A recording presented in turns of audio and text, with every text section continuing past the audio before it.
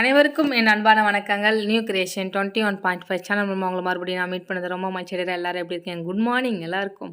இந்த வீடியோ பார்க்கும்போது உங்களுக்கு குட் மார்னிங்கா, குட் ஈவினிங்கா, குட் ஆஃப்டர்நூனா தெரில. நீங்கள் எந்த பார்க்குறீங்களோ அதை வந்து நீங்கள் ஆட் பண்ணிக்கோங்க. இங்கே வந்து பார்த்திங்கன்னா ஏப்ரல் 1 இந்த விலாக் வந்து எடுக்கப்பட்டது. அதாவது எப்போவுமே ஒரு மாதம் தொடக்கத்தில் வந்து நான் என்ன பண்ணுவேனோ அந்த ரொட்டீன் தான் வந்து ஷேர் பண்ணுறேன். எப்பவுமே மந்த்து வந்து ஸ்டார்ட் ஆகும் பார்த்திங்களா 1 அப்போ வந்து நான் என்ன பண்ணுவேனோ அந்த வீடியோ வந்து ஷேர் பண்ணிகிட்ருக்கேன். எப்போவுமே 1 தொடங்கும் போது நாங்கள் என்ன பண்ணுவோம்னா வாக்குத்தத்த ஆராதனை வந்து கலந்துப்போம். சர்ச்சில் வந்து நம்மளுக்கு ப்ரேயர் மீட்டிங் இருக்கும் பார்த்திங்களா, அதுக்காக ரெடி ஆகிட்ருக்கோம். நான் கிட்டத்தட்ட ஒரு 3:45 நான் எழுந்திச்சிட்டேன். நான் ரெடியான பிறகு சாமை வந்து எழுப்பி அப்புறமா சாமும் வந்து ரெடி ஆனாங்க. அதுதான் இப்போ வந்து பார்த்துட்ருக்கீங்க. இப்போ வந்து நாங்கள் என்ன பண்ணிட்டுருக்கோம்னா சர்ச்சுக்கு கிளம்பிட்டுருக்கோம். நான் கிளம்பிட்டேன். இனிமேல் வந்து நம்ம வந்து கிளம்ப வேண்டியதுதான்.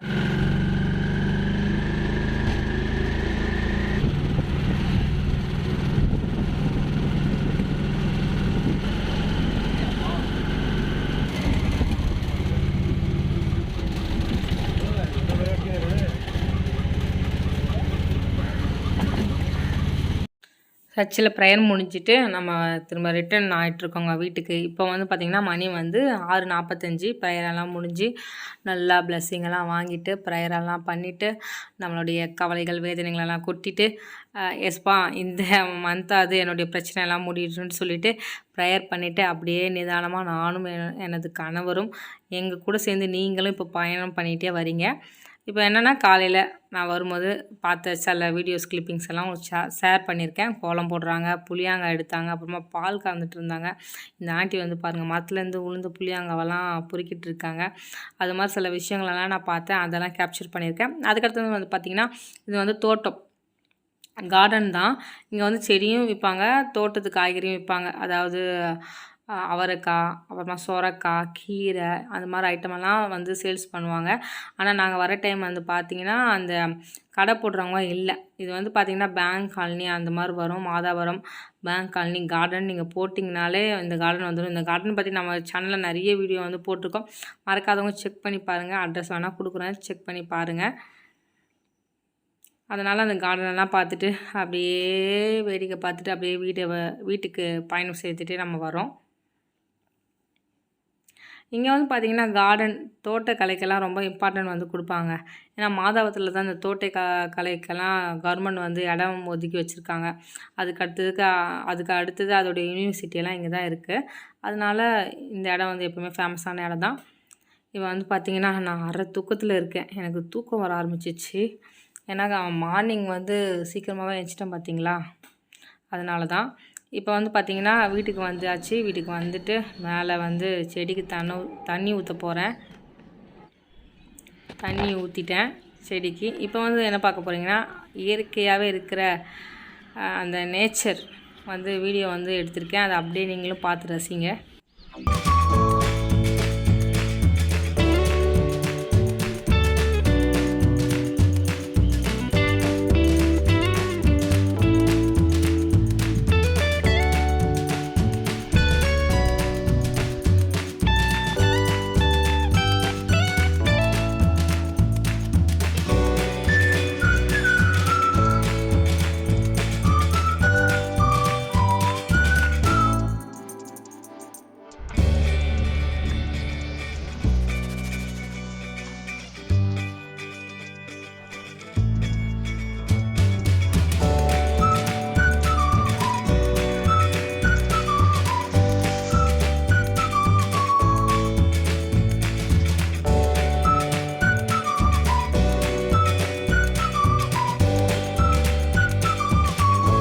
தண்ணி ஊற்றிட்டு அதுக்கு அடுத்தது துணியெல்லாம் எடுத்து போட்டுட்டேன், மடிக்கலாம் செய்யலை.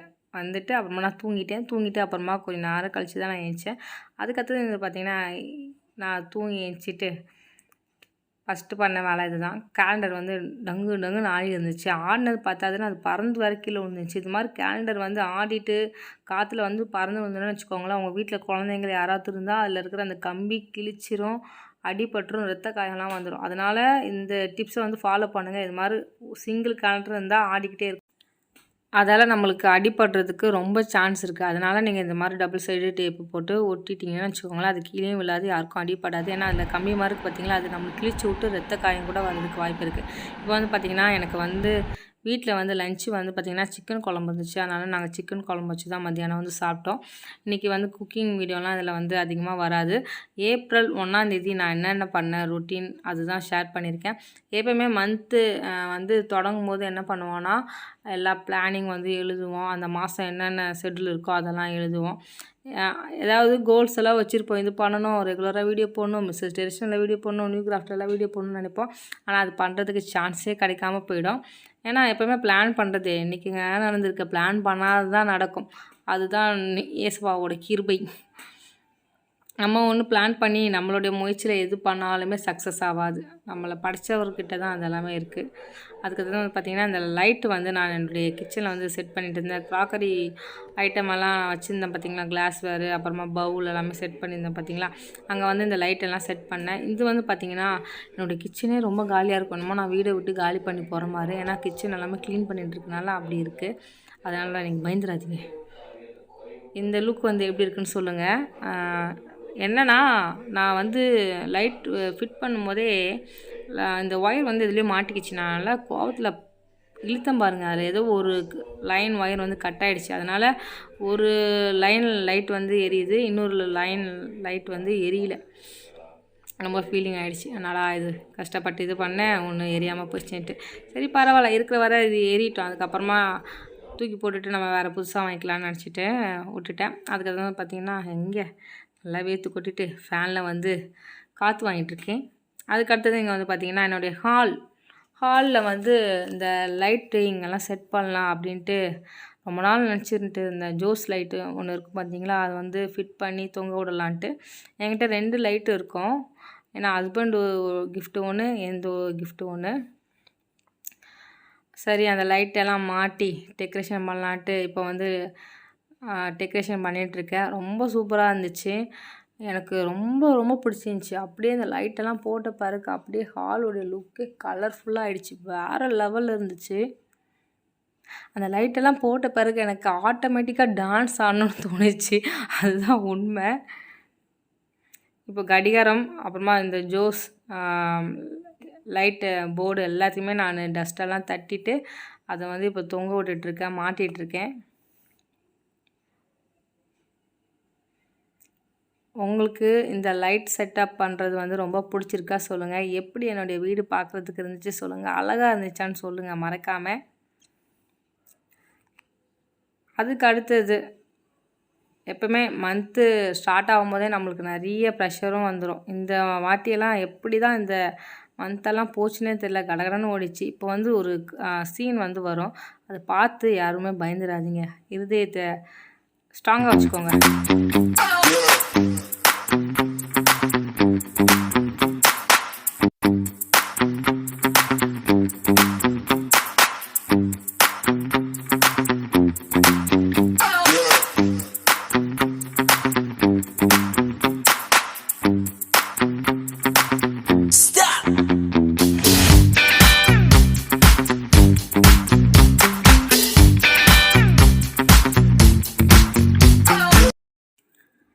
லைட் செட்டப் வந்து உங்களுக்கு ரொம்ப பிடிச்சிருக்கா? இப்போ வந்து டிஃப்யூசர் ஆயில் வாங்கி அந்த லைட் லேம்ப் வந்து வச்சுருக்கோம். ஆனால் அது யூஸ் பண்ணவே இல்லை. டிஃப்யூசர் லைட் லேம்ப் தான் வச்சுருக்கோம்.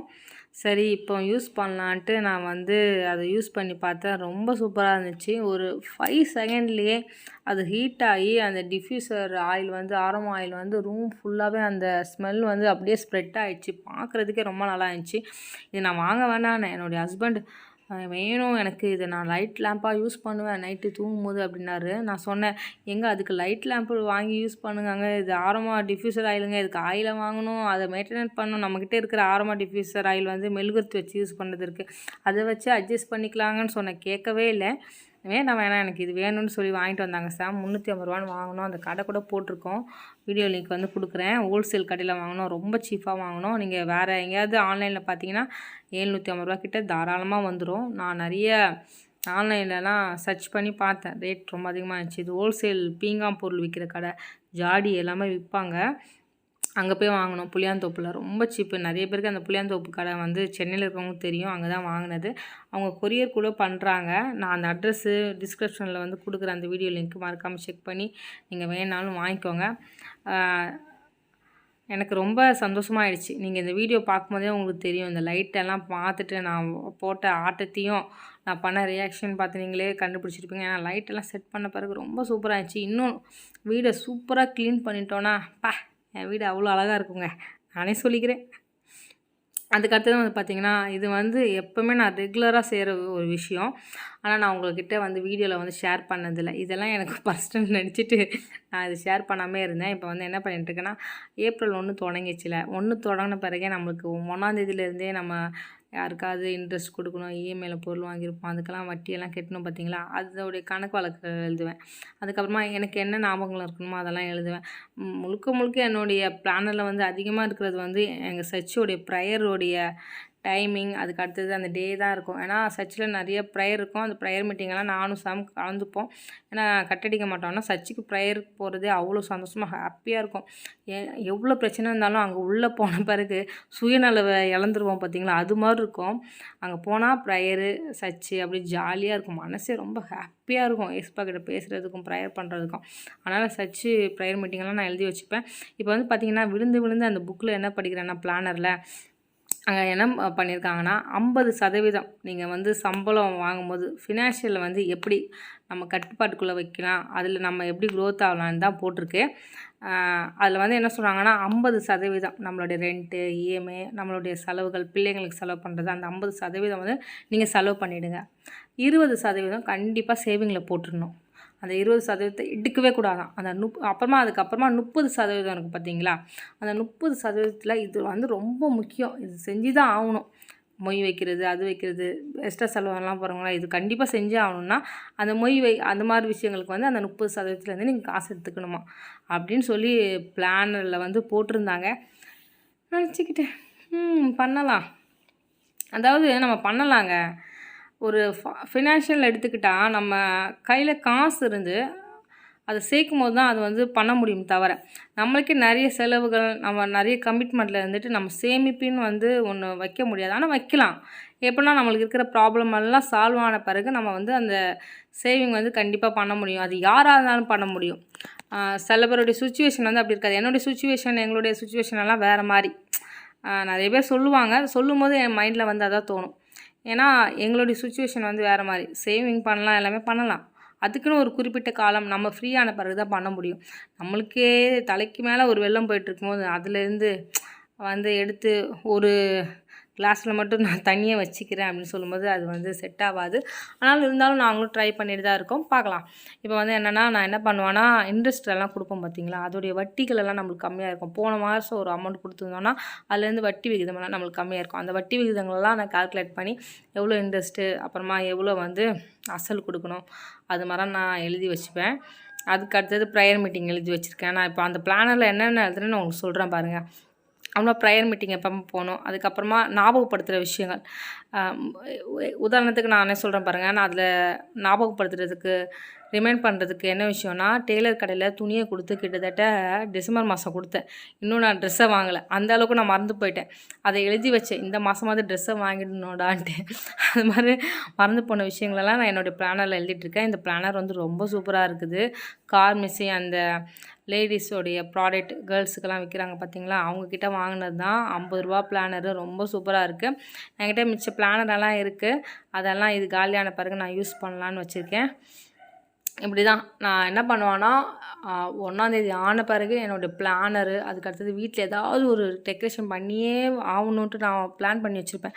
அதெல்லாம் பண்ணிவிடுவேன். ஏன்னா இந்த வாட்டி 1ஆந்தேதி வந்து இந்த லைட்டிங் வந்து ஒட்டுறது, லைட் மாட்டுறது வீட்டில் பண்ணியே ஆகணும்னு நினச்சிருந்தேன். அதை வந்து பண்ணிட்டேன். ஏன்னா சாப்பாடு சாப்பாடு நைட்டுக்கெல்லாம் சாப்பாடு வந்து ரெடியாக தாங்க இருந்துச்சு சாப்பிட்றதுக்கு.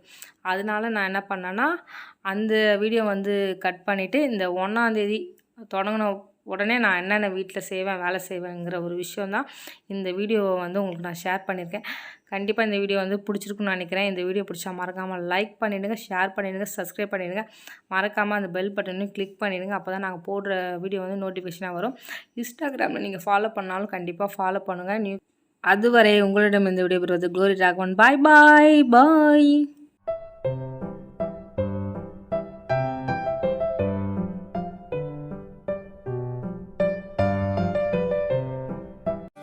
உம்மை விட நான் வேற யாரை நம்புவேன்? உம்மை விட நான் வேற யாரை நம்புவேன்? ஆதரவாய் வந்திரே, கரவெடுத்து நடத்தி சென்றேன். ஆதரவாய் வந்திரே, கரவெடுத்து நடத்தி சென்றேன். உம்மை